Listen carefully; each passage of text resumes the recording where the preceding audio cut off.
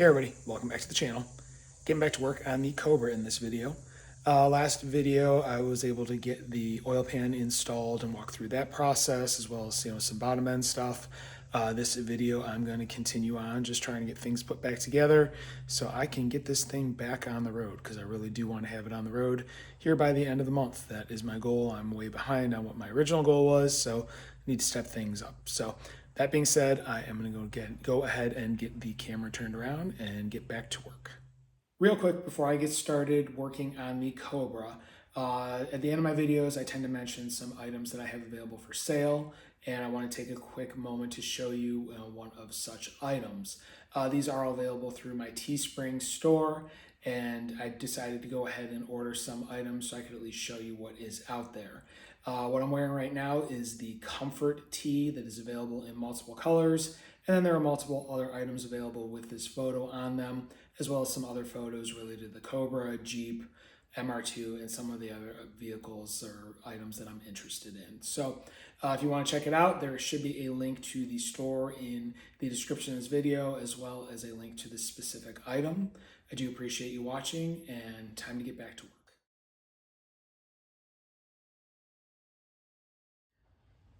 All right, so back under the car. It's been a few days since I installed the oil pan. I wanted to let all that sealer set up for a couple days. I'm going to go around and just do one more quick double check on the torques.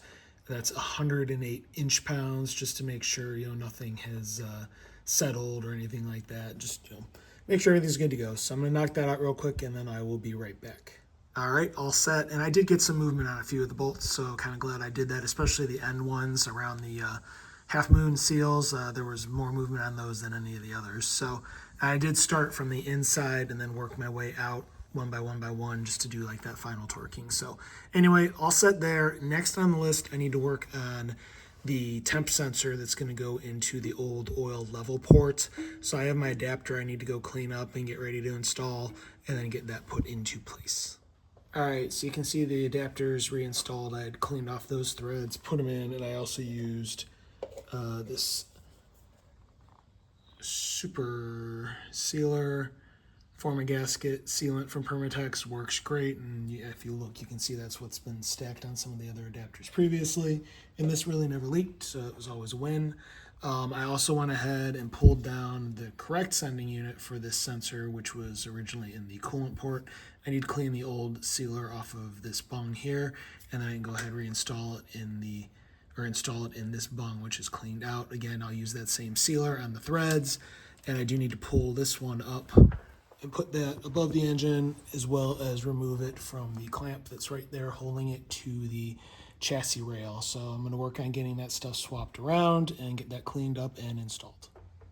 All right, and as you can see, cleaned everything up and then reinstalled it using some more of that sealer. Got everything nice and snug using the AN wrench, so we are all set there. Also went ahead and tightened both of the drain plugs for the oil pan, because those were still loose from the initial installation. So that is all set there.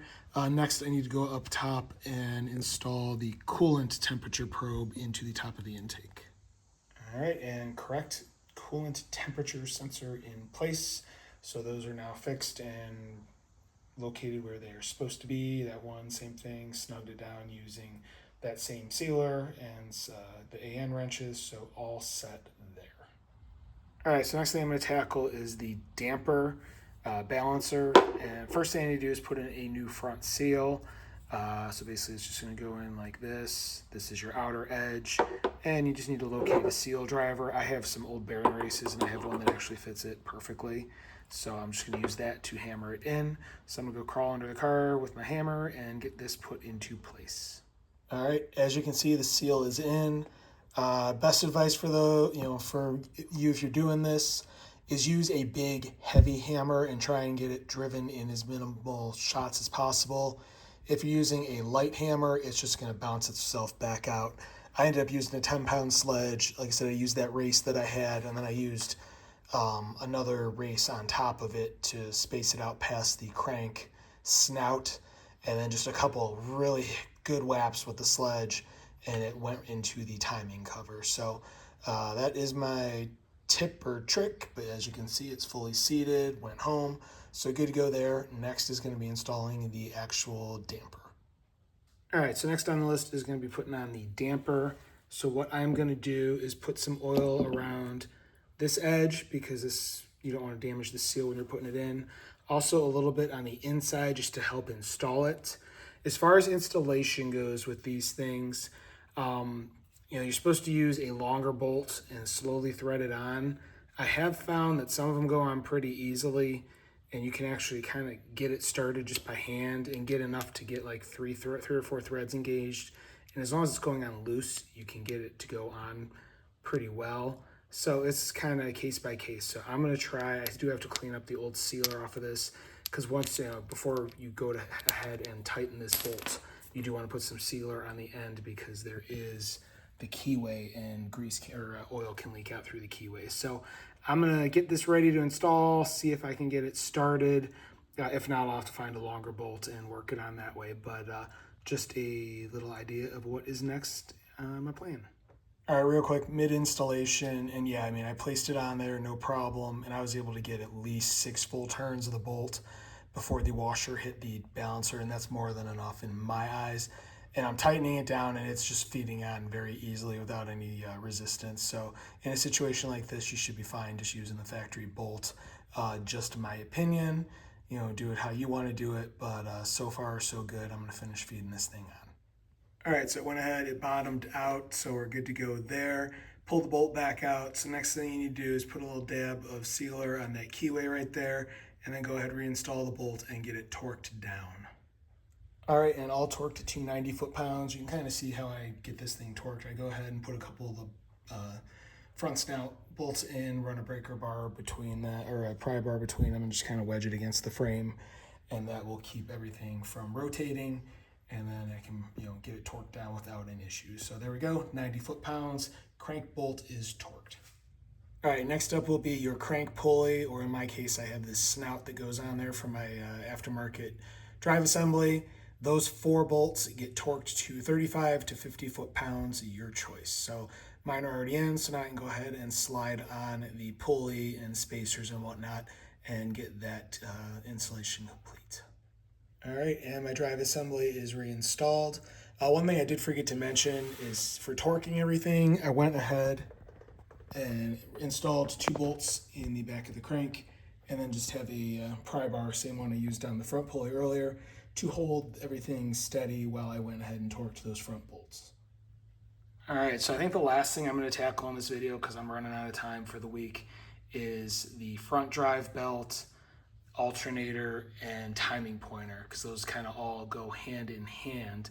The 2 bolts that hold on the timing pointer are 2 of the timing cover bolts, so I will need to put sealer on them. I had a couple that I put in there temporarily just to get everything sealed as far as the new gaskets on the timing cover.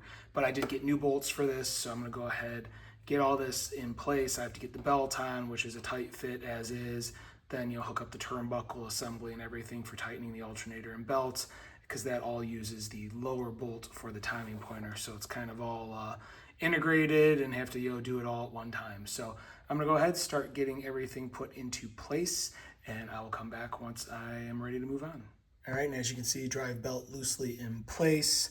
Just had to wrestle it over a little bit. Thankfully, this is slightly used, so it was a little easier to get on than when it was brand new. But anyway, I need to go ahead and get the timing pointer installed. It uses those 2 holes there. I did remove the 1 upper bolt that was in there from the previous installation, as I said. So I'm gonna go ahead and get that put in place loosely. Again, thread sealer and the threads for the 2 bolts, and start getting the assembly together as far as the turnbuckle that holds tension on the alternator as well. And then I will come back once I'm ready to finalize. All right, back up top, and you can see the timing pointer is now in place, and the hardware is reinstalled as far as the upper bolt and then the turnbuckle that holds the alternator. You can kind of see it there, and those are torqued. Those get torqued to 12 to 18 foot-pounds. So that's all set. Last thing I need to do is just get the turnbuckle tensioned on the belt, and then I'll be done with that front end work. All right, belt is tightened, turnbuckle is all adjusted and snugged down, so everything's good. I just need to go up top and tighten the upper alternator bolt, and that will be job done as far as getting the front of the engine put back together. All right, and top bolt for the alternator is tightened up, so we are all set there. Drive belt assembly reinstalled, all ready to go. All right, and that is where I'm going to end this one. Next video, I'm going to probably start tackling the back of the engine because I need to pop out the old pilot bearing from the crankshaft. I need to go get a tool from the auto parts store to do that. So I'll probably go around, get that tool, and then I can start getting to work on that. So if you like what you're seeing, you want to follow along, please hit like, please hit subscribe, please hit the notification bell. If you have any questions or comments, please leave them in the comment section below. I do review them, I will reply. I do have a second YouTube channel devoted to firearms. If that is something that interests you, please check it out. There's a link in the description below. I also have a Rumble channel where I'm posting firearm content. If you're on Rumble, I'd appreciate it if you head over there and follow my channel. A link in the description as well. I do have some merch for sale. You probably see it below this video. If you're interested in that, there's a link in the description. That being said, thank you very much for watching and have a great day.